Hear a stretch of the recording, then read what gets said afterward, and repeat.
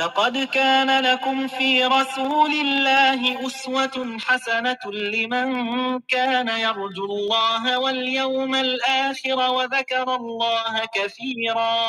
व अशहदु अल्ला इलाहा इल्लल्लाह वहदहु ला शरीका लह व अशहदु अन्न मुहम्मदन अब्दुहु व रसूलुहु या अय्युहल्लज़ीना आमनुत्तक़ुल्लाहा हक़्क़ तुक़ातिही व ला तमूतुन्ना इल्ला व अंतुम मुस्लिमून या अय्युहन्नासुत्तक़ू रब्बकुमुल्लज़ी ख़लक़कुम मिन नफ़्सिन वाहिदह व ख़लक़ मिन्हा ज़ौजहा व बस्स मिन्हुमा रिजालन कसीरन व निसाअ वत्तक़ुल्लाहल्लज़ी तसाअलून बिही वल अर्हाम इन्नल्लाहा काना अलैकुम रक़ीबा या अय्युहल्लज़ीना आमनुत्तक़ुल्लाहा व क़ूलू क़ौलन सदीदा युस्लिह लकुम अअमालकुम व यग़फ़िर लकुम ज़ुनूबकुम व मन युतिइल्लाहा व रसूलहु फ़क़द फ़ाज़ फ़ौज़न अज़ीमा।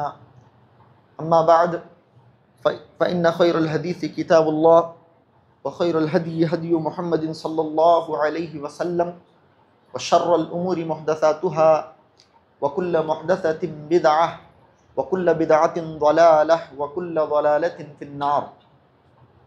फ़क़द क़ाल अल्लाहु तबारक व तआला फ़िल क़ुरआनिल मजीद वल फ़ुरक़ानिल हमीद फ़अऊज़ु बिल्लाहिस समीइल अलीम मिनश शैतानिर रजीम मिन हम्ज़िही व नफ़्ख़िही व नफ़्सिही बिस्मिल्लाहिर रहमानिर रहीम लक़द कान लकुम फ़ी रसूलिल्लाहि उस्वतुन हसनह लिमन कान यर्जुल्लाह वल यौमल आखिर व ज़करल्लाह कसीरा।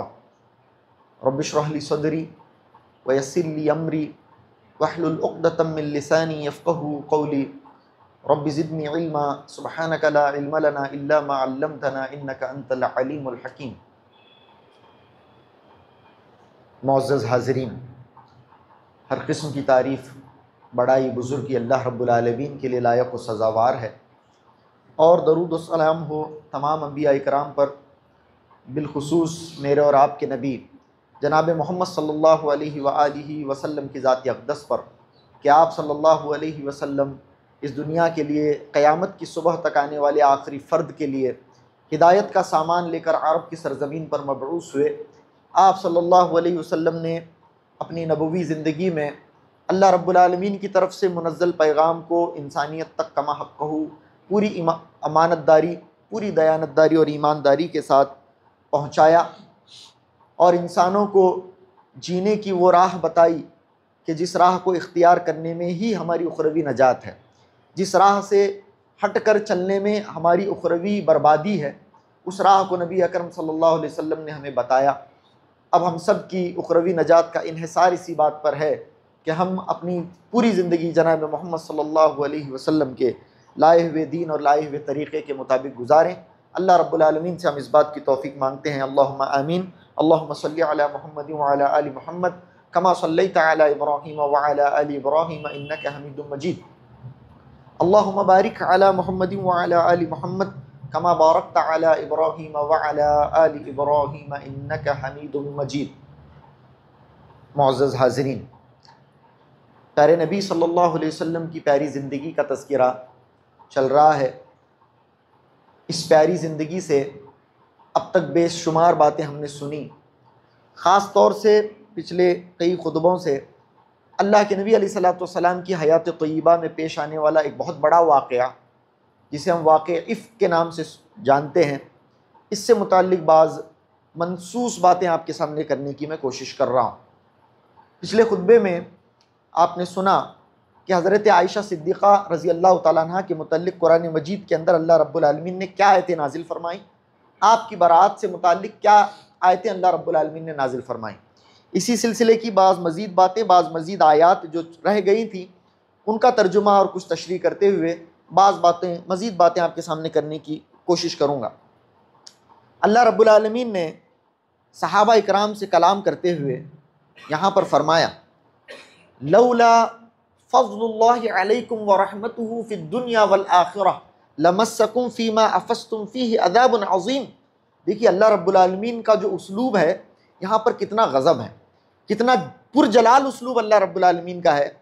सईदा आयशा की इफ़्फ़त और पाक दामनी के सिलसिले में अल्लाह रब्बुल आलमीन ने सहाबा से ख़िताब करते हुए फ़रमाया, लौला फ़ज़्लुल्लाहि अलैकुम व रहमतुहु फ़िद दुनिया वल आखिरह, अगर अल्लाह की रहमत और उसका फ़ज़ल दुनिया और आखिरत में तुम पर ना होता इसका मतलब यह है, गौर करने से मालूम होता है कि सहाबा वो जमात हैं जिन पर अल्लाह का फजल और अल्लाह की रहमत दुनिया में भी है और आखिरत में भी है। समझ में आ रही बात? अल्लाह ने क्या फरमाया, लौला फज़लुल्लाहि अलैकुम व रहमतुहु फिद दुनिया वल आखिरह, अगर अल्लाह का फजल और अल्लाह की रहमत तुम पर दुनिया और आखिरत में ना होती तो, ऐसा नहीं है बल्कि है, दुनिया और आखिरत में सहाबा इकराम पर अल्लाह का फजल भी है और अल्लाह रब्बुल आलमीन की रहमत भी है।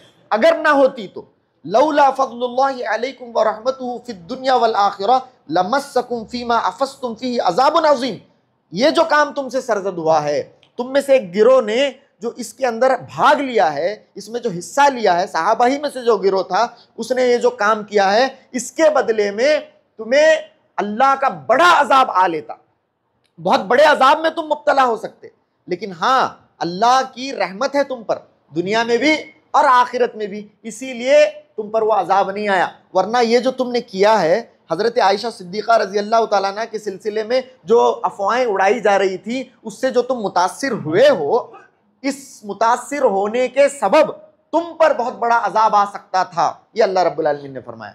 तो इस आयत में गौर करने से सहाबा की अजमत भी पता चलती है कि दुनिया और आखिरत में सहाबा वो शख्सियात हैं जिन पर अल्लाह का फजल है, दुनिया में भी फजल है, दुनिया में भी रहमत है, वल आखिरा, और आखिरत में भी अल्लाह का फजल है और अल्लाह रब्बुल आलमीन की रहमत है। अल्लाहु अकबर। और सहाबा इकराम को इस सिलसिले में क्या किया गया, सईदा हमना बिनते जहश हैं और दूसरे दो सहाबा इकराम का जिनका जिक्र आपके सामने आ रहा है, उनको 80-80 कोड़े लगा दिए गए और उनका मामला पाक हो गया, उनका मामला पाक हो गया, आखिरत में उनसे कोई मुआखजा नहीं।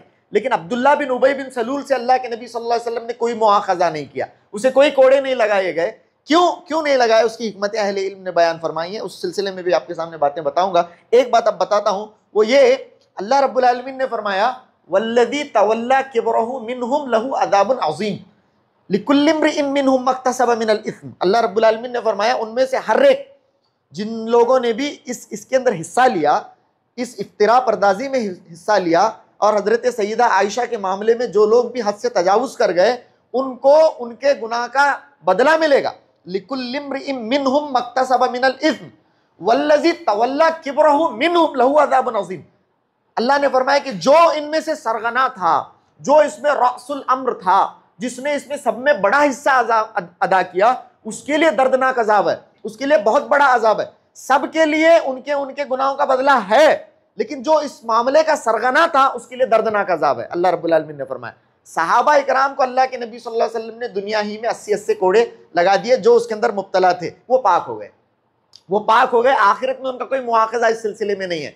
वो इसलिए भी कि दुनिया में भी सहाबा पर अल्लाह रब्बुल आलमीन की रहमत है और फजल है, आखिरत में भी सहाबा पर अल्लाह की रहमत है और फजल है। लेकिन यहाँ पर जो अब्दुल्ला बिन उबई बिन सलूल को अल्लाह के नबी सल्लल्लाहु अलैहि वसल्लम ने कुछ ना करके छोड़ दिया, वो इसलिए कि आखिरत में उसे अजाब अजीम मिले, दुनिया में उसे पाक न किया जाए, दुनिया में उसे इस मामले से बरी ना कर दिया जाए, उसे धो न दिया जाए, उसे पाक न किया जाए। आखिरत में ये जो आदमी था जिसने हमारी माँ के मुताल्लिक ऐसी अफवाह फैलाई थी और उसके अंदर सबसे अहम किरदार अदा किया था, ये जो मुनाफिक था, जो नबी सल्लल्लाहु अलैहि वसल्लम को तकलीफ देने का कोई भी जरिया और कोई भी बहाना नहीं छोड़ता था, इस आदमी को आखिरत में दर्दनाक अजाब मिले, इसीलिए दुनिया में उसे कोई अजाब नहीं दिया गया, दुनिया में कोई सजा अल्लाह के नबी सल्लल्लाहु अलैहि वसल्लम ने उसे नहीं दी। ये एक अहम बात है। इस सिलसिले में मजीद एक हिकमत आपके सामने बयान करता हूँ।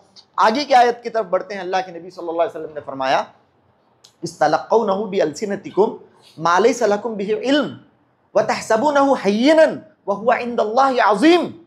इस्तलक़ौनहु बिअल्सिनतिकुम मा लैसा लकुम बिही इल्म। तुमने अपनी ज़बानों से सईदा आयशा के मुताल्लिक ये जो बात सुनी, इसे अपनी ज़बानों से आगे बढ़ाया, जो भी सुनता उसे आगे बढ़ाता, जो भी सुनता उसे आगे बढ़ाता। इस्तलक़ौनहु बिअल्सिनतिकुम मा लैसा लकुम बिही इल्म। ये एक ऐसा मामला था जिसके मुताल्लिक तुम्हारे पास इल्म ही नहीं था, तुम जानते ही नहीं थे कि हकीकत में क्या हुआ था, तुम्हें कुछ पता नहीं था, तुमने सुना और उस मामले को आगे बढ़ाया। इस्तलक़ौनहु बिअल्सिनतिकुम मा लैसा लकुम बिही इल्म व तहसबूनहु हय्यिनन। और तुमने उसे बहुत हल्का जाना, तुमने इस पूरे मामले को बहुत हल्का समझा। व हुवा इंदल्लाहि अज़ीम। ये मामला अल्लाह के नज़दीक हल्का नहीं है, ये मामला अल्लाह के नज़दीक छोटा नहीं है, अल्लाह के नज़दीक ये मामला बहुत बड़ा है।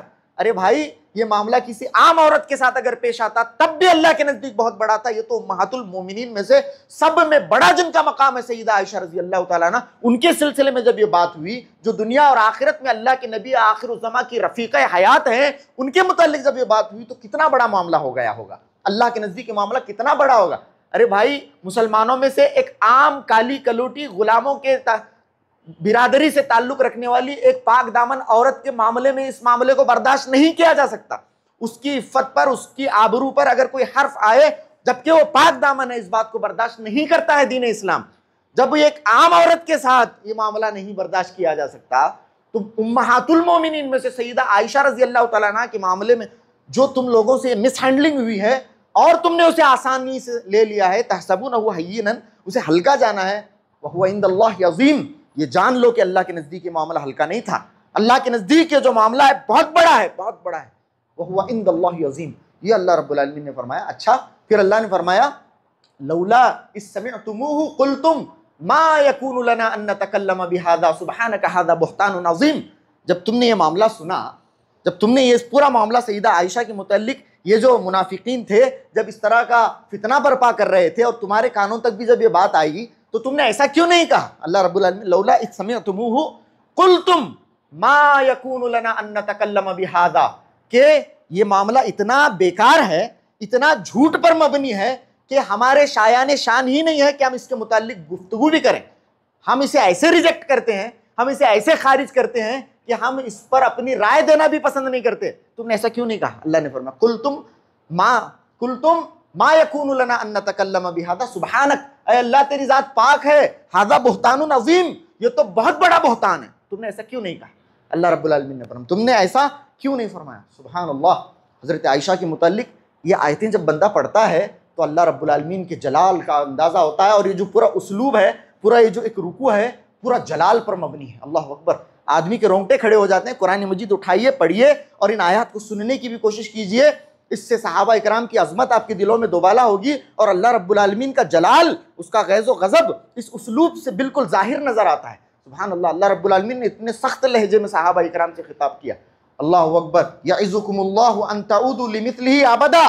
फिर अल्लाह तुम्हें वसीयत करता है, अल्लाह रब्बुल आलमीन तुम्हें नसीहत करता है कि तुम इस तरह के किसी मामले में फिर कभी ना पड़ना। अल्लाह रब्बुल आलमीन नसीहत करता है। क़यामत तक आने वाली इंसानियत के लिए अल्लाह रब्बुल आलमीन ने ये बात फरमाई। आपको और मुझे भी अल्लाह रब्बुल आलमीन ने खिताब करते हुए ये बात बताई कि अल्लाह तुम्हें नसीहत करता है कि इस तरह के किसी मामले में आइंदा कभी पड़ना नहीं। यइज़ुकुमुल्लाहु अन तऊदू लिमिस्लिही अबदा, अल्लाह रब्बुल आलमीन ने फरमाया। सुभान अल्लाह। तो यहाँ पर हज़रत आयशा रज़ी अल्लाह तआला अन्हा के मुताल्लिक़ ये आयात आई। हज़रत आयशा का अज़मत, हज़रत आयशा की इफ़्फ़त, आपकी पाकदामनी का दौर दौरा हो गया। और ये एक ऐसा मामला था जिसे अल्लाह रब्बुल आलमीन ने फरमाया कि जिन लोगों पर ये शाक गुजरा है, सईदा आयशा पर हो, खानवादा रसूल पर हो, सैयदुना अबू बकर पर हो, हज़रत सईदा आयशा की वालिदा सईदा उम्मे रूमान पर हो, ये जो मामला बड़ा शाक गुजरा है, बड़ा तकलीफ़दा गुजरा है, अल्लाह के नबी सल्लल्लाहु अलैहि वसल्लम को अल्लाह रब्बुल आलमीन ने फरमाया कि ला तहसबूहु शर्रन लकुम बल हुवा खैरुल लकुम, इसे बुरा ना समझना, इसे अपने हक़ में शर न समझना, बल्कि ये तुम्हारे हक़ में बहुत बेहतर है, बहुत बेहतर है। इस सिलसिले में आपके सामने बातें इससे पहले आ गई हैं। तो ये आयतें अल्लाह रब्बुल आलमीन ने फरमाई। बहुत सारी नसीहतें हमें यहाँ से लेनी है। सबसे अहम इस पूरे वाक़े से जो नसीहत लेनी है, जो मेरे जहन में इस वक्त आ रही है, वो ये अक़ीदे की इस्लाह अल्लाह रब्बुल आलमीन ने इसमें फरमाई। इस पूरे वाक़े को अक़ीदे से, अक़ीदे के ऐनक से आप देख कर देखें, सुभान अल्लाह, कि एक अक़ीदे का एक बहुत बड़ा दर्स हमें मिलता है। सबसे पहली बात मैंने जैसे आपके सामने बताई कि नबी अकरम सल्लल्लाहु अलैहि वसल्लम की हयात सईदा को, हयात तय्यबा को अल्लाह रब्बुल आलमीन ने हमारे लिए नमूना करार दिया। ये हयात आप सल्लल्लाहु अलैहि वसल्लम की हमारे लिए उसी वक्त नमूना करार दी जा सकती थी जब आपकी ज़िंदगी फितरी है, जब आपकी ज़िंदगी नेचुरल है, आपकी ज़िंदगी फितरी है। अगर मेरे नबी की ज़िंदगी गैर फितरी होती, अगर हमारी नबी की ज़िंदगी का ताल्लुक़ फितरत से ना होकर कोई ऐसी ज़िंदगी होती जो मावरा है फितरत के, जो सुपर नेचुरल ज़िंदगी है, तो वो मेरे और आप जैसे आम मुसलमान के लिए नमूना नहीं होती। अल्लाह रब्बुल आलमीन हमें हुज्जत नहीं कायम कर सकता था। मेरे नबी की ये ज़िंदगी है, तुमने ऐसी ज़िंदगी क्यों नहीं गुजारी? तो हम ये कह सकते थे, अल्लाह तेरे नबी सल्लल्लाहु अलैहि वसल्लम की ज़िंदगी तो फितरत से मावरा है और मैं तो फितरत के अंदर रहने वाला आदमी हूँ। नहीं, नबी सल्लल्लाहु अलैहि वसल्लम की जो ज़िंदगी अल्लाह रब्बुल आलमीन ने दी वो फितरत के दायरों में महसूर ज़िंदगी दी। मैंने इससे पहले भी बताया है, आप नहीं देखेंगे नबी सल्लल्लाहु अलैहि वसल्लम को रातों रात जाग कर, कभी किसी ने 40 साल से ईशा की वजू से फजर की नमाज पढ़ी, किसी ने 12 दिन तक एक ही वजू से सारी नमाजें पढ़ी, किसी को 15 साल तक किसी ने लेटे हुए नहीं देखा। बेटी कहती है बाप के मुतालिक कि मेरे अब्बा को मैंने 15 साल से लेटे ही नहीं देखा। इस तरह की किस्से कहानियां हैं, इस तरह की बातें हैं। नबी का मामला ऐसा है, बिल्कुल नबी की जिंदगी बिल्कुल फितरत के दायरे के अंदर। नबी को कभी किसी ने नहीं देखा पानी पर नमाज पढ़ते हुए, नबी को कभी किसी ने नहीं देखा हवाओं में जा नमाज बिछा कर नमाज पढ़ते हुए, नबी को किसी ने नहीं देखा कालीन पर सफर करते हुए, नबी को नहीं देखा। नबी की जिंदगी कैसी जिंदगी है? पाक जिंदगी, मुतहर जिंदगी, फितरत के दायरे में महसूर जिंदगी है मेरे नबी की। सुभान अल्लाह। तो ये जो वाकया है नबी सल्लल्लाहु अलैहि वसल्लम का, आप देखें किस कदर नबी परेशान हुए, किस कदर तकलीफ में नबी मुब्तला हुए, कैसा दौर नबी सल्लल्लाहु अलैहि वसल्लम की ज़िंदगी में गुजरा, कैसा दौर सहाबा, खास तौर से सैयदना अबू बकर सिद्दीक रज़ी अल्लाह तआला अन्हु, जिनके मुतालिक ये कहा जा सकता है कि सबसे बड़े वली हैं अल्लाह के, इनसे बड़ा कोई वली नहीं है अल्लाह का। हज़रत अबू बकर रज़ी अल्लाह तआला अन्हु है। विलायत का बहुत ज़्यादा तज़किरा होता है। हज़रत अबू बकर को कोई इल्म गैब नहीं था। अल्लाह रब्बुल आलमीन की मखलूक में अल्लाह के नबी सल्लल्लाहु अलैहि वसल्लम से बड़ा कोई है क्या? इसका तसव्वुर है? इसका तसव्वुर भी नहीं है कि नबी सल्लल्लाहु अलैहि वसल्लम के बराबर का या फिर आपसे अजमत वाला कोई है। लेकिन नबी अकरम सल्लल्लाहु अलैहि वसल्लम को इल्म गैब था क्या? आपको पोशीदा बातों का इल्म था? आप सल्लल्लाहु अलैहि वसल्लम को अगर पोशीदा बातों का और गैब का इल्म होता तो नबी अकरम सल्लल्लाहु अलैहि वसल्लम पर ये जो एक महीना इतना कर्बनाक और इतना अलमनाक गुजरा है, क्या नबी सल्लल्लाहु अलैहि वसल्लम के ऊपर ये दौर गुजरता अगर नबी सल्लल्लाहु अलैहि वसल्लम को इल्म गैब होता? सुभान अल्लाह। ये दीन इससे पाक है। जो दीन के मामले के अंदर फिक्र पेश करने की कोशिश की जाती है, उन तमाम अफकार से और उन तमाम नजरियात से हमारा दीन मुतहर है, पाक है, बालातर है। हमारे नबी की जिंदगी बिल्कुल फितरत के दायरों के अंदर महसूर है। सुभान अल्लाह। नबी को इल्म गैब नहीं था, लेकिन हिकायात की, फ़ज़ाइल की, वाक़यात की किताबें पढ़ने के बाद मालूम होता है कि वलियों को इल्म गैब तो दूर की बात, वलियों के पालतू जानवरों को भी इल्म गैब इन लोगों ने साबित किया है। वलियों के पास जो पालतू जानवर होते थे, वली के पास जो बिल्ली है, वली के पास जो कुत्ता है, वली के पास जो मुर्गा है, उनको भी वली की सोहबत में रहने की वजह से इल्म गैब आ गया था। इस तरह के मामले हैं। एक वली के पास मेहमान आया करते थे और बिल्ली आती थी, मेहमानों को देखती थी, मेहमानों को देखकर गिनती थी और अंदर जाकर जो खादिमा है, जो बापर्दा खादिमा है, उस खादिमा पर पास जाकर बिल्ली कहती थी म्याऊं म्याऊं म्याऊं म्याऊं। जितने भी म्याऊं बोलती उतने लोगों का खाना बनाना उन्हें, खादिमा, ठीक है, उतने लोगों का ये बनाना। तो एक दिन ऐसा हुआ कि 5 लोग आए, ऐसा मामूल था बिल्ली का। 5 लोग आए, बिल्ली अंदर गई और बिल्ली ने जाकर सिर्फ 4 बार म्याऊं बोला और उस खादिमा ने सिर्फ 4 लोगों का खाना बनाया, 4 लोगों का खाना बनाकर पेश किया। बाद में देखा गया कि 5वां जो आदमी था वो रोजे से था, इसीलिए बिल्ली को मालूम था कि वो 5वां आदमी रोजे से, इसीलिए उसने 5वां म्याऊं नहीं कहा। मालूम ये हुआ कि एक बिल्ली है, वो वली की सोहबत में रहने की वजह से उसे इल्म आ गया है और वो पहचान सकती है लोगों को देख करके कि इनमें से कौन रोजे से भी है। अल्लाह अकबर। ये दीन का क्या मामला हो गया है। ये कुरान मजीद की सूरह नूर है, सही बुखारी की तवील तरीन रिवायत की रोशनी में, जो सही मुस्लिम में भी है। 4 खुतबा, चौथा खुतबा मैं आज दे रहा हूँ, तीसरा खुतबा मैं आप शायद आज दे रहा हूँ। इतना मुतहर और इतना फितरत के अंदर महसूर हमारा दीन है। इस सब को छोड़कर न जाने दीन की कौन सी फहम लेकर ये दुनिया चली हुई है। खास तौर से हिंदुस्तान और बर्रे सगीर के मुसलमानों का क्या आलम है, दीन का क्या नजरिया हमारे नजदीक है, नौजुबिल्लाह, जिसका हकीकी दीन से तो कोई ताल्लुक नहीं है। अल्हम्दुलिल्लाह। खैर, अकीदे का इस पूरे वाक़ये के अंदर बेहतरीन दर्स हमें मिलता है। नबी सल्लल्लाहु अलैहि वसल्लम, जिनसे बड़े अल्लाह के मुकर्रब बंदों का तसव्वुर नहीं, नबी सल्लल्लाहु अलैहि वसल्लम से अल्लाह का कोई महबूब बंदा नहीं, आपसे ज़्यादा करीबी कोई अल्लाह नहीं, कोई आपसे आला नहीं, कोई आपसे अरफा नहीं, कोई आपसे अफजल नहीं। लेकिन नबी सल्लल्लाहु अलैहि वसल्लम का मामला ऐसा। सैयदना अबू बकर, जो इस पूरे उम्मत के अंदर सबसे अफजल हैं, उनके पास भी इल्म गैब नहीं, अल्लाह अकबर। तो दीन के इस मिजाज को समझने की ज़रूरत है। लोगों को बाज़ दफ़ा बातें बहुत ज़्यादा, वैसे तो हमने ये मामला भी इख्तियार किया हुआ है कि बहुत ज़्यादा लोगों की दिल आज़ारी हमारे बातों से ना हो, लेकिन कभी कभी ज़रूरी हो जाता है तौहीद और शिर्क को बयान करते हुए बाज़ दफ़ा क्लैरिटी बहुत ज़रूरी होती है, इबहाम नहीं रहना उसके अंदर, ज़रा वाज़ेह तौर पर बोले तो लोगों को समझ में आता। ज़रा दर्द हुआ तो होता, लेकिन वहाँ पर इलाज भी है। कभी कभी बाज़ इलाज के अंदर दर्द भी होता है, ऑपरेशन करने की वजह से, इंजेक्शन करने की वजह से ज़रा दर्द होता है, लेकिन इलाज होता है उसमें। इसीलिए कभी कभी इस तरह की हिकायात को खोल कर भी बयान करना हमारी मजबूरी है, इससे किसी की दिल आज़ारी ना हो, यह बिल्कुल मकसूद नहीं है। हमारे अकायद की, हमारे अफकार की, हमारे नज़रियात की इस्लाह हो, ये मकसूद है। क्योंकि हमारे इन अकायद का, हमारे अफकार का और हमारे नज़रियात का खलल ही हमें इस दहाने पर लाए हुए है। जो उम्मत मुस्लिमा का पूरी दुनिया के अंदर जो हाल आज है, उसका सब में बड़ा सबब हमारी बदअकीदगी है। जी, आप माने या ना माने, दलाइल के अंबार हम लगा सकते हैं आपके सामने। हमारी बदअकीदगी ही ने ही आज हमें ये दिन दिखाया है जो दिन आज हम देख रहे हैं। हम हमारे अकायद की इस्लाह करेंगे, तब इंशाअल्लाह आप देखेंगे कि किस तरह से वापस हम उरूज और कमाल पर फाइज होते हैं। खैर, ये एक बहुत बड़ा सबक मिलता है हमें। एक और सबक इस सिलसिले में आपके सामने, आपकी तवज्जो में मबजूल कराना ज़रूरी समझता हूँ इस पूरे वाक़ये से जो हमें मिलता है। अल्लाह के नबी सल्लल्लाहु अलैहि वसल्लम ने सहाबा इकराम पर हद जारी फरमाई, लेकिन अब्दुल्ला बिन उबई बिन सलूल को कुछ नहीं किया अल्लाह के नबी सल्लल्लाहु अलैहि वसल्लम। एक तो हिकमत क्या है, मैंने आपके सामने अभी बयान फरमाया। इससे पहले का जो वाक़या हुआ था रास्ते में, जब इस आदमी ने अल्लाह के नबी सल्लल्लाहु अलैहि वसल्लम के मुतल्लिक बहुत ख़तरनाक अल्फाज इस्तेमाल किए थे। हज़रत उमर रज़ी अल्लाह तआला अन्हु के मयान से तलवार खींच आई थी। हज़रत उमर रज़ी अल्लाह तआला अन्हु ने अल्लाह के नबी से इजाज़त तलब की कि अल्लाह के नबी मुझे इजाज़त दीजिए, मैं इस मुनाफिक का सर धड़ से जुदा कर दूंगा। अल्लाह के नबी सल्लल्लाहु अलैहि वसल्लम ने फरमाया, फ़कैफ़ या उमरु इज़ा यतहद्दसु अन्नासु अन्ना मुहम्मदन यक़्तुलु अस्हाबहु, ऐ मोहम्मद उस वक्त तुम क्या करोगे जब लोग ये कहने लगेंगे कि मोहम्मद अपने साथियों को कत्ल करते हैं। ये फितने का अंदेशा अल्लाह के नबी को था। हर कदम पर इस आदमी ने फितना बपा करने की कोशिश की है। नबी सल्लल्लाहु अलैहि वसल्लम ने उसका मुआखज़ा नहीं किया, उसका मुआक़बा नबी सल्लल्लाहु अलैहि वसल्लम ने नहीं किया। यहाँ पर हमारी माँ के सिलसिले में इस आदमी ने इतने बड़े जुर्म का इर्तिकाब किया, अल्लाह के नबी सल्लल्लाहु अलैहि वसल्लम ने सहाबा पर हद जारी फरमाई, लेकिन मुनाफिक को छोड़ दिया अल्लाह के नबी सल्लल्लाहु अलैहि वसल्लम। क्या वजह है, क्या हिकमत है नबी अकरम सल्लल्लाहु अलैहि वसल्लम की? ये उसूल आप याद रखें। आज के इस खुतबे का ये मरकज़ी पैगाम है। आज इसको लेकर जाएँ अहादीस की किताबों के अंदर, दीन की किताबों के अंदर, सीरत की किताबों का मुताला करने के बाद अहादीस की किताबें, तफासिर की किताबें और दीन का मुकम्मल जो मिजाज है, नबी अकरम सल्लल्लाहु अलैहि वसल्लम का जो मिजाज है, उसको समझने के बाद एक उसूल वज़ा किया गया है, एक उसूल वज़ा किया गया है। उस उसूल को समझ लीजिए हमारी रोज़मर्रा की ज़िंदगी में, और हर छोटे बड़े फैसले के अंदर ये उसूल को मुकद्दम रखिए, मद्देनज़र रखिए, जो नबी अकरम सल्लल्लाहु अलैहि वसल्लम ने इस मामले के अंदर और अपनी ज़िंदगी के हर कदम पर इस उसूल को मलहूज़ रखा है। क्या उसूल है नबी सल्लल्लाहु अलैहि वसल्लम का? याद रखें, उसे याद रखें। अरबी में याद भी कर लें तो कर लें। दरउल मफासदी मुक़द्दमुन अला जल्बिल मसालिह। एक बार और बोलता हूँ, दरउल मफासिदी मुक़द्दमुन अला जल्बिल मसालिह। क्या मतलब?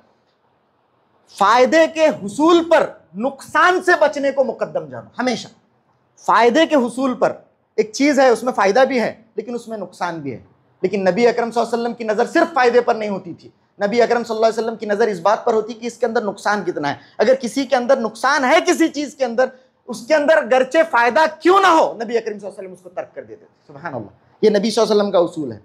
दरउल मफासिदी मुक़द्दमुन अला जल्बिल मसालिह। फ़ायदे के हुसूल पर हमेशा नबी अकरम सल्लल्लाहु अलैहि वसल्लम ने नुकसान से बचने को मुकद्दम रखा है। हमारे ज़िंदगी में ये उसूल होना चाहिए। किसी चीज़ में नुकसान है, हाँ उसमें फ़ायदे भी नज़र आ रहे हैं, लेकिन उसके अंदर ये नुकसान है, और बहुत मुमकिन है कि उसके अंदर बिल्कुल इमीडिएट फ़ायदा आपको है, छोटा फ़ायदा आपको उसके अंदर मिलने वाला है। हमारी नज़र उसके ऊपर होती है क्योंकि फ़ायदा बहुत टेम्पटिंग होता है, अरे इसके अंदर तो ये फ़ायदा है। लेकिन नबी अकरम सल्लल्लाहु अलैहि वसल्लम इस तरह से जल्दबाजी में फ़ैसला नहीं लेते। आप सल्लल्लाहु अलैहि वसल्लम गहरी नज़र रखते थे और आप सल्लल्लाहु अलैहि वसल्लम देखते थे कि इसके अंदर नुकसान का अंदेशा है और नुकसान फ़ायदे से बड़ा है, तो अल्लाह के नबी सल्लल्लाहु अलैहि वसल्लम हमेशा नुकसान से बचने को आप सल्लल्लाहु अलैहि वसल्लम इख्तियार किया करते थे। हमारी ज़िंदगियों में भी जब हम फैसले लें तो इस चीज़ को इख्तियार करें, नुकसान से बचें, गरचे फ़ायदा ना मिले, गरचे फ़ायदा आपको ना मिले, नुकसान से बचें। अब्दुल्ला बिन उबई बिन सलूल को अगर अल्लाह के नबी कत्ल करवाते, एक मुनाफिक का खात्मा होता, ये फ़ायदा है, ये फ़ायदा है, इसमें कोई शक नहीं है।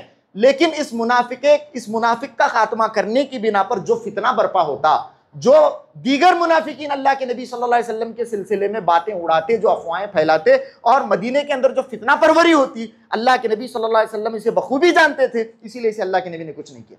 इसीलिए इस फितने को अल्लाह के नबी सल्लल्लाहु अलैहि वसल्लम ने बचाया, इस फितने को अल्लाह के नबी सल्लल्लाहु अलैहि वसल्लम ने हमेशा कंट्रोल किया। अपने अल्लाह के नबी सल्लल्लाहु अलैहि वसल्लम एक बशरी तकाजे के तहत आप सल्लल्लाहु अलैहि वसल्लम जिस गैज़ व गज़ब में मुब्तला हुए, खासतौर से हज़रत सैयदा आयशा के सिलसिले में जब इस आदमी ने इस तरह की हरकत की, इसके बावजूद अल्लाह के नबी सल्लल्लाहु अलैहि वसल्लम ने उसे कुछ नहीं किया। क्यों कुछ नहीं किया? फितने का अंदेशा था। सुभान अल्लाह, आपकी हिकमत देखिए, आपकी हिकमत देखिए। सुभान अल्लाह, आपने उसे कुछ नहीं किया, आपने उस मामले को जाने दिया। आते आते ऐसा मामला आया, ये आदमी इतना ज़्यादा मुआशरे का नाकाबिले बर्दाश्त आदमी बन गया कि उस वक्त अल्लाह के नबी के हुक्म की देरी थी, इसके अपने लोग इसे मार देते। हज़रत उमर को उस वक्त अल्लाह के नबी सल्लल्लाहु अलैहि वसल्लम ने यही कहा, उमर देख रहे हो, एक दिन तुमने मुझसे इजाजत तलब की थी कि आज इसकी गर्दन मार दूं, उस वक्त मैंने तुम्हें इजाजत नहीं दी, आज उसके अपने लोग उसकी गर्दन मारने पर तुले हुए हैं और मेरी इजाजत के मुंतजिर हैं। हजरत उमर रजी अल्लाह तआला अन्हु ने उस वक्त कहा था, यकीनन अल्लाह के नबी सल्लल्लाहु अलैहि वसल्लम, आपका मामला मेरे मामले से ज्यादा बाबरकत है, आपकी जात मेरी जात से ज्यादा बाबरकत है, आपकी हिकमत मेरी हिकमत से बहुत बालातर है। हजरत उमर रजी अल्लाह तआला अन्हु ने फरमाया था। ये हमेशा आप याद रखें कि जब भी हमारे जिंदगी के उमूर के अंदर कोई ऐसा चीज हो जिसके अंदर फायदा भी हो नुकसान भी हो, जिसके अंदर नुकसान ज्यादा है और फायदा बहुत कम है, और फायदा जल्द हासिल होने वाला है लेकिन नुकसान दूर रस है, ज्यादा बड़ा नुकसान है, ऐसी चीजों को तर्क कर देने में ही हमारी भलाई है। ये दीन का मिजाज है। देखिए कुरान मजीद की आयत है, वला तसुब्बुल्लज़ीना यदऊना मिन दूनिल्लाहि फयसुब्बुल्लाह अदवन बिगैरि इल्म। अल्लाह रब्बुल आलमीन के अलावा जिन माबूदान बातिला की परस्तिश की जाती है, जिनको पूजा जाता है, उनको बुरा भला ना कहो, उनको गाली ना दो, उनकी तजलील और तहकीर ना करो। क्यों? क्योंकि वो आदमी जो उसका मोतक़िद है वो अल्लाह को गाली देगा, वो अल्लाह को गाली देगा नऊज़ुबिल्लाह बगैर इल्म के, दुश्मनी में आकर अल्लाह रब्बुल आलमीन की शान में गुस्ताखी करेगा। देखिए माबूदान बातिला की तजलील, माबूदान बातिला को गाली देने में फ़ायदा है, लेकिन यह फ़ायदा इस नुकसान से बहुत छोटा है, इस नुकसान से बहुत छोटा है कि जब हम माबूदान बातिला के मुतअल्लिक नाज़ेबा कलिमात इस्तेमाल करेंगे तो उन माबूदान बातिला के मुतक़िदीन अल्लाह रब्बुल आलमीन के मामले में नाज़ेबा कलिमात इस्तेमाल करेंगे, और ये बहुत बड़ा नुकसान है, बहुत बड़ा नुकसान है। इसीलिए इस मामले के अंदर देखिए इस आयत से भी मालूम होता है कि दरउल मफासिदी मुक़द्दमुन अला जल्बिल मसालिह। अल्लाह के नबी सल्लल्लाहु अलैहि वसल्लम के सामने हज़रत आयशा रज़ी अल्लाह तआला अन्हा एक मरतबा आती हैं, खाने काबा की तामीर का मसला है। हज़रत इब्राहीम अलैहिस्सलाम ने खाने काबा को कैसे बनाया था? मुस्ततील बनाया था, रेक्टेंगुलर बनाया था हज़रत इब्राहीम अलैहिस्सलाम ने, लेकिन बाद में अहले अरब ने उसे स्क्वायर शेप में बनाया, उसे स्क्वायर में बनाया। हज़रत आयशा रज़ी अल्लाह तआला अन्हा फुतूहात के बाद जब इस्लाम को गलबा मिल गया था, अल्लाह के नबी अलैहिस्सलाम के पास आती हैं और कहती हैं, अल्लाह के नबी सल्लल्लाहु अलैहि वसल्लम, आप खाने काबा को वापस से इब्राहिमी बुनियादों पर क्यों कायम नहीं कर देते? उसे गिराकर कैसे हजरत इब्राहीम अलैहिस्सलाम ने उसे बनाया था वैसे क्यों नहीं बना देते? तो अल्लाह के नबी, बुखारी की हदीस है, अल्लाह के नबी सल्लल्लाहु अलैहि वसल्लम ने हजरत आयशा से यही कहा था, आयशा अगर तेरी कौम दीन इस्लाम में नई दाखिल हुई ना होती और उनसे मुझे फितने का अंदेशा नहीं होता तो मैं ऐसा जरूर करता। लेकिन अल्लाह के नबी सल्लल्लाहु अलैहि वसल्लम ने खाने काबा की तामीर नौ को, खाने काबा को उन बुनियादों पर कायम करना जिस बुनियादों पर सैयदना इब्राहिम ने कायम किया था, इस पूरे मामले को फितने पर अल्लाह के नबी सल्लल्लाहु अलैहि वसल्लम ने फितने पर मुकद्दम रखा। नहीं, फितना बर्पा होने वाला है, फितना बर्पा हो सकता है, मुसलमानों के अंदर फिक्री इंतशार हो सकता है, मुसलमानों की सफ़ों के अंदर फितने दाखिल हो सकते हैं। इस मामले को अल्लाह के नबी ने ऐसे ही छोड़ा, आज भी वो वैसा ही है, आज भी काबा वैसे ही अल्लाह के नबी सल्लल्लाहु अलैहि वसल्लम ने फितने के पेश नज़र। तो हमारे मुआशरे के अंदर ये बहुत जो बड़े लोग हैं, मुआशरे के जो डिसीजन मेकर्स हैं, मुआशरे के अंदर जो लोग सफ़े अव्वल के लोग हैं, मुआशरे के फैसलों के अंदर जो लोग शिरकत करते हैं, उनको इन चीज़ों पर ध्यान रखने की ज़रूरत है कि जहाँ पर फितना बपा हो सकता है, जहाँ पर फितना बपा हो सकता है वहाँ पर आप सुकूत इख्तियार करें, वहाँ पर उस फितने को बढ़ने ना दें। वहाँ पर कोई फ़ायदा है, उस फ़ायदे से भी हमें सरफ़े नज़र करने की ज़रूरत है। वैसे देखा जाए तो बहुत बार ऐसा होता रहता है, मुल्की सतह पर भी हो, बाज़ ऐसे मुसलमानों ही की जमातों की तरफ से, मुसलमानों की ऑर्गेनाइजेशन की तरफ से, मुसलमानों की बड़ी ऑर्गेनाइजेशन की तरफ से ऐसे फैसले होते रहते हैं जिनसे हम मनहजी एतबार से और मसलकी एतबार से इत्तफाक नहीं रखते, बिल्कुल नहीं रखते। इस तरह के फैसले होते रहते हैं नेशनल लेवल पर, लेकिन फिर भी हम सफ़े अव्वल में होते हैं, वहाँ पर जाकर शामिल उसके अंदर होते हैं। क्यों? क्योंकि मकसद है, फितना बर्पा हो सकता है। अगर हम पीछे हटेंगे, इस मामले से अगर हम पीछे हटते हैं तो उम्मत के अंदर इंतशार पैदा होगा, उम्मत के अंदर फितना बर्पा होगा। हजरत अब्दुल्लाह इब्न मसूद रजी अल्लाह तआला अन्हु ने यही कहा था। हजरत उस्मान रजी अल्लाह तआला अन्हु ने जिस तरीके पर मिना के अंदर नमाजें पढ़ाई, हजरत अब्दुल्लाह इब्न मसूद रजी अल्लाह तआला अन्हु उससे मुत्तफिक नहीं थे, अल्लाह के नबी की सुन्नत के मुखालिफ उसे समझते थे, लेकिन इसके बावजूद उन्होंने उनके पीछे नमाजें पढ़ी, उतनी ही रकातें पढ़ी जितनी हजरत उस्मान ने पढ़ाई। सब सहाबा ने पूछा, आपका मौकिफ तो इसके बिल्कुल बरअक्स है, तो उन्होंने कहा अल खिलाफु शर, उम्मत के अंदर फितना बर्पा करना, उम्मत के अंदर मुखालिफत करके इस तरह की फिजा बपा करना, ये बहुत बड़ी बात है, बहुत बड़ा शर है। तो इसीलिए हमें चाहिए कि हमेशा फितनों पर नज़र हमारी रहे, फितने को बढ़ने से रोकें। ये सुन्नत नबवी है। सिर्फ नमाज के अंदर रफ़ुल यदैन कहना, ज़ोर से आमीन बोलना, इस तरह से कदम से कदम, कंधे से कंधा मिलाकर खड़े होना, ये तो सुन्नतें हैं ही, लेकिन ये वो सुन्नतें हैं जो हमारी मस्जिद के बाहर की ज़िंदगी पर भी मुहित हैं और बहुत बदकिस्मती से बहुत सारे लोगों की नज़र इन सुन्नतों पर नहीं होती है। नबी की ये सुन्नत बहुत अहम सुन्नत है, याद रखें।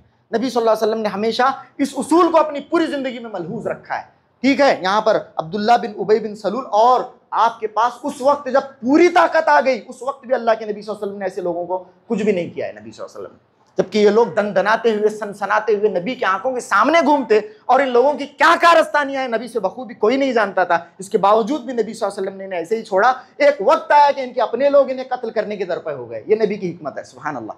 तो इस बात को याद रखा जाए, क्या है, दरउल मफासदी मुक़द्दमुन अला जल्बिल मसालिह। ये नबी की सुन्नत थी जिसके पेश नज़र अब्दुल्ला बिन उबई बिन सलूल को कुछ नहीं किया गया।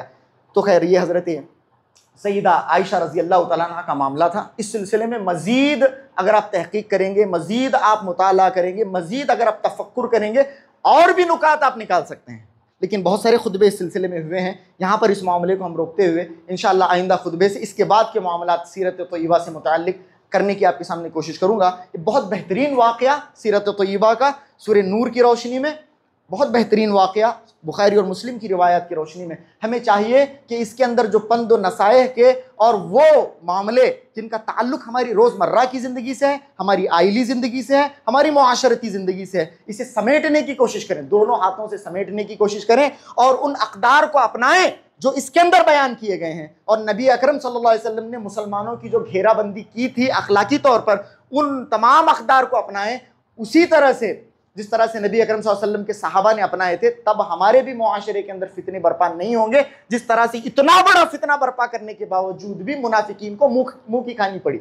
इतना बड़ा नुकसान नहीं कर पाए जितना बड़ा नुकसान मुतवक्का था, जितना बड़ा नुकसान वो एक्सपेक्ट कर रहे थे, उतना बड़ा नुकसान मुसलमानों का नहीं हुआ। नुकसान क्या, मुसलमानों का उल्टा बोलबाला हुआ। क्यों? अखलाकी घेराबंदी थी नबी की। वैसी हमारे भी मुआशरे के अंदर दीनी अक़दार को अपनाया जाए, खास तौर से सूरह नूर के अंदर जो अहकामात हैं। वैसे तो होना ये चाहिए था कि पूरी सूरह नूर की जुमा के इन खुतबात के अंदर तफसीर हो। इंशाअल्लाह जब सीरत तय्यबा का मामला ख़त्म होगा तो हम इसी तरह के अनावीन पर आपके सामने बात करने की कोशिश करेंगे, कुरान मजीद के अहम पैगामात को आपके सामने बयान करने की कोशिश करेंगे। आखिर में अल्लाह रब्बुल आलमीन से दुआ है कि अल्लाह रब्बुल आलमीन अल्लाह के नबी अलैहिस्सलातु वस्सलाम की हयात तय्यबा पर हमें अमल करने की तौफीक अता फरमाए।